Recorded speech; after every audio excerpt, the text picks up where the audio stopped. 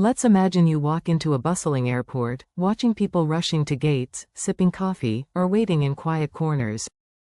Now, suppose your job is to figure out which of these travelers might benefit from flight delay insurance. But here's the twist. You have no labels, no history telling you who usually buys insurance or who doesn't. All you have is raw data, things like how long their flight is, where they're flying, what the weather looks like, and how often delays happen on that route. How would you make sense of this crowd? That's where the K-means algorithm comes in. Think of it as a curious assistant who doesn't need instructions but starts grouping people just by observing patterns. It notices some travelers often fly into stormy cities. Others book short, predictable flights to sunny places. Some pay premium ticket prices and have complex itineraries. K-means begins by guessing, randomly choosing a few group centers. It places these imaginary dots somewhere in the middle of the data. Then, like a magnet, it pulls each traveler toward the center they're most similar to. Once everyone is assigned to a group, K-means pauses, recalculates where each group's true center really is, based on who's in it, and moves those imaginary dots. And then it repeats, reassigning everyone, moving the centers again, until the whole system stabilizes. No more movement, no more guessing. Just clear, natural clusters. Now you look at the results.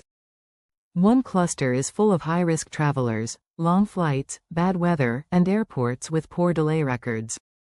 Perfect candidates for flight delay insurance.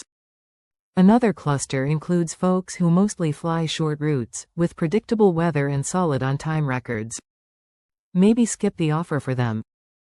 A third cluster is somewhere in between, perhaps they get a tailored offer with a slight incentive. What's powerful here is that you never told the system who was high risk or who wasn't. It saw the patterns.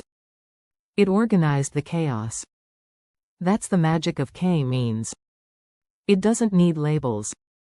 It just needs the data.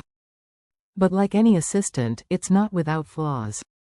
It asks you up front, how many groups should I form? If you pick the wrong number, the results might be misleading. And sometimes, depending on how it starts, it might end up forming awkward or lopsided groups.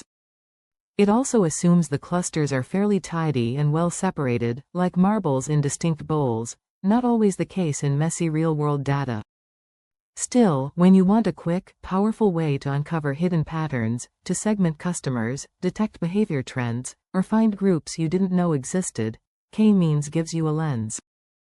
It helps you see the forest in the trees. Without asking for much, it reveals structure in the noise. And in business, that clarity can be the difference between a blind offer and a targeted opportunity.